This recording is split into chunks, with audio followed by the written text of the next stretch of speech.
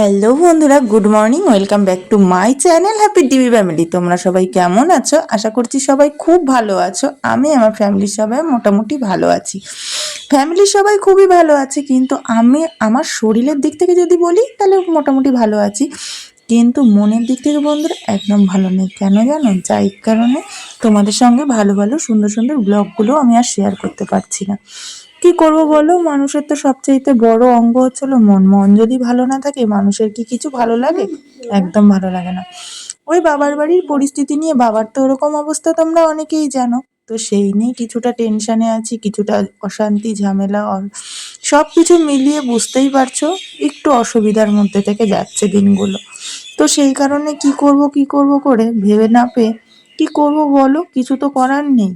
মানে কি বলবো, আমার আমার দিদির দুজনারই এতটাই কপাল খারাপ, আমাদের মাথার উপরে কেউ নেই বলে সুযোগের সদ্ব্যবহার করতে নিজের মানুষগুলোও আমাদের সাথে ছাড়ে না।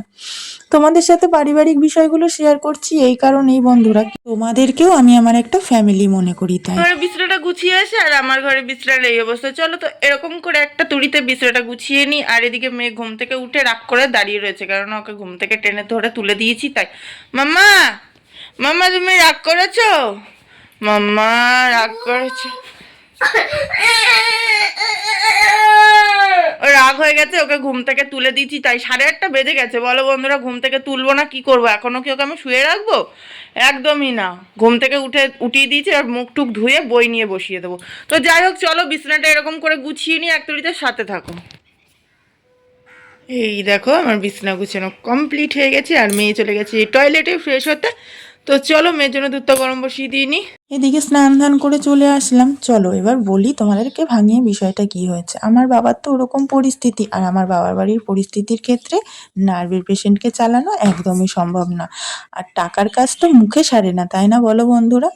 তো যাই হোক, এদিকে বাবার পরিস্থিতির কারণে আমরা সবাই মিলে ডিসিশন নিয়েছিলাম যে বাবার বাড়ির কিছুটা জায়গা আমরা বিক্রি করে নিয়ে বাবার চিকিৎসা চালাবো।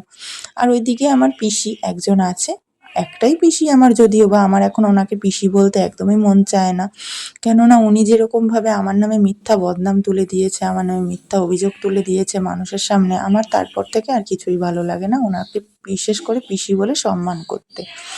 আমি ওনাকে ভালোভাবেই বলেছিলাম যে আমার বাবার বাড়িতে একটা খুব দামি গাছ আছে, সেই গাছটা বিক্রি করে অন্তত বাবার চিকিৎসাটা মোটামুটি চলুক, 2 মাস তো চলবে।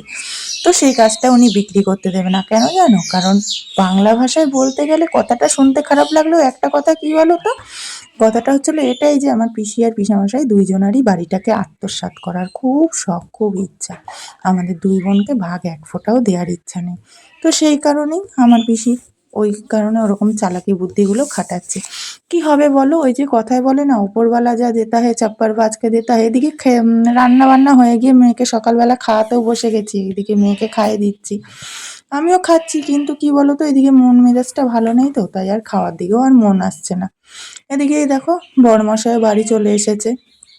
আর বড়মশাই তো এই সমস্ত বিষয়গুলো কিছুই জানে না যে আমার পিসি আমার নামে এরকম ভুংভাং বদনাম দিচ্ছে। উল্টে আমার পিসিকে বলতে গেছি, আর কি বলবো, কথায় বলে না। আর আমার বাবাকে তো একদম কি বলবো, একবারে কাঠের পুতুল বানিয়ে থুয়ে দিয়েছে। ওই কালা জাদু বলে না, যেগুলো আমরা বিশ্বাস না করলেও অনেকে এখনো বিশ্বাস করে, তো সেরকমই জানো তো বন্ধুরা, কালা জাদু করে আমার বাবার মাথাটা খারাপ করে এখন একদম নিজের হাতের কাঠের পুতুল বানিয়ে যেভাবে নাচাচ্ছে সেরকমভাবেই নাচছে। আজকে আমার বাবার এরকম পরিস্থিতির জন্য একমাত্র উনি দায়ী। হ্যাঁ, আমি সত্যি কথা বলতে একবারও পিছু পা হই না, সত্যি কথা বলতে আমি ভয় পাই না। আমি মরার আগের দিন পর্যন্ত সত্যি কথা বলবো, যেটা ন্যায্য আমি সেটা বলবো, কারণ আমি ন্যায্য কথা শুনতে ভালোবাসি, ন্যায্য কথা বলতেও ভালোবাসি। তাই হয়তো আমি সবার কাছে খারাপ, তাতে করে আমার কোনো দুঃখ নেই। যেটা সত্যি সেটা তো আর মিথ্যা হয়ে যাবে না তার জন্য, তাই না বলো? তো যাই হোক, ওদিকে করে কি করবো বলো, কপাল খারাপ হলে যা হয়। আর এদিকে তো মামার বাড়ির পরিস্থিতিও তো জানো, মা মারার পর মামার বাড়ির থেকেও সম্পর্কটা নষ্ট করে দিয়েছে। আমি বুঝে পাই না মানুষ কি করে এতটা স্বার্থ নিয়ে চলে। কেন স্বার্থ নিয়ে চললে কি লাভ? পৃথিবীতে আজকে আছি, কালকে তো নাও থাকতে পারি। এখন বসে আছি, খানিকক্ষণ পরে নাও থাকতে পারি। মানুষের জন্ম মৃত্যু তো বলা যায় না, তাই না বলো? তো তারপরেও মানুষ কেন এত হিংসা, কেন এত মনের মধ্যে পেঁচাটে বুদ্ধি নিয়ে ঘোরে, আমি সেটাই বুঝে পাই না। আমি জানি না ওরকম শিক্ষায় আমার মা-বাবা আমাকে কখনো মানুষ করেনি। আমার বাবাটা হয়তো এখন পাগল হয়ে গেছে, কিন্তু আমার বাবাটা এরকম পরিস্থিতি কখনোই ছিল না। আমার বাবা পুরো আলাদা একটা মানুষ ছিল। আর কখনো কালা জাদু যে এতখানি কোনো কাউরির ক্ষতি করে দিতে পারে সেটা আমার জানার বাইরে ছিল। যদি আমি নিজের চোখে করে না দেখতাম, আমি কখনোই জানতে পারতাম না যে মানুষের কালা জাদু কতটা খারাপ পরিস্থিতিতে টেনে নিয়ে আসতে পারে। তো চলো, এদিকে আমি তোমাদের সাথে গল্প করতে করতে ভাত টাত খেয়ে নিয়ে এদিকে মেয়েকে একটা বেদানা কেটে দিলাম, মেয়েকে একটু দিলাম, আমি একটু খেলাম। আর এদিকে মেয়েকে তো পড়াতে আসবে, তাই বিছনা টিছনাগুলো একটু ঝেড়ে পুছে পরিষ্কার করে রাখলাম, জানলাটা দিয়ে দিলাম। আর এদিকে মেয়ের এখনও খাওয়া হয়নি। আর বৈকালবেলায় ছাগল নিয়ে গেছে গিয়ে মাঠে বড়দা, মানে বড় ভাসুর। আর এদিকে আমি ছাগলের দড়িগুলো খুলে রাখছি, বাড়ি আসলে তো আবার বাঁধতে হবে। আর এদিকে জামা কাপড়গুলো শুকিয়ে গেছে, জামা কাপড়গুলো তুলে নিই। আর ওদিকে দিদি ফোন করে একটু আগে খুব কান্নাকাটি করছিল যে বোন আমি আর পারছি না, একা একা আমি আর কত দিকে সামলাবো। মানে আমার পিসির কথায় এক কথায় বলতে গেলে যত জোর, যত আবদার, যত সমস্ত কিছু বলতে পারো, সমস্ত কিছু ওনার। কিন্তু আমরা যে দুই বোন ওই বাড়ির মেয়ে, আমাদের কোনো জোর নেই, আমাদের কোনো আবদার নেই, আমাদের কোনো জোর নেই, যাকে বাংলা ভাষায় বলে। তো যাই হোক, চলো, ওনার জোর নিয়ে যদি উনি জোর খাটাতে পারে, সবার কাছ থেকে ক্ষমা পাওয়া গেলেও ওপরে একজন বসে আছে, তার চোখে কখনো ফাঁকি মেরে কাউকে অন্যায় করা যায় না।